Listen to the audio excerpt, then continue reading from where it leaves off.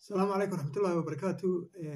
waxaan doonayaa inaan afkaarteyda ka dhiibto si cilmiyeysan arrimaha ka dhacaya Somaliland gaar ahaan laascaanood. Horta waxaa ka dhacaya diinta islaamka waa wax. Asalaamu calaykum waraxmatullaahi wabarakaatu. Waxyaalaha ka dhacaya Somaliland gaar ahaan magaalada laascaanood waa waxyaalo diinta ka soo horjeeda. qof muslina qof kaloo muslina inuu qori u qaato uu dilo. Nabi Maxamed sallallahu alayhi wasallam wuxuu yiri kala dilay iyo wax dilayba labadaba waa ahlu naar.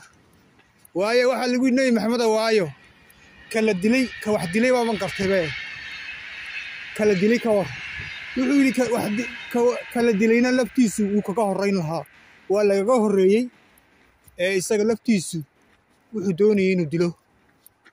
marka waxaan arkaa dad muxuu ahaayay dadka kala taageeraya qabiil ahaan dhul ahaan. meesha waxa la isku haysta diin maaha, xaq maaha, waa xukun iyo muxuu ahaayay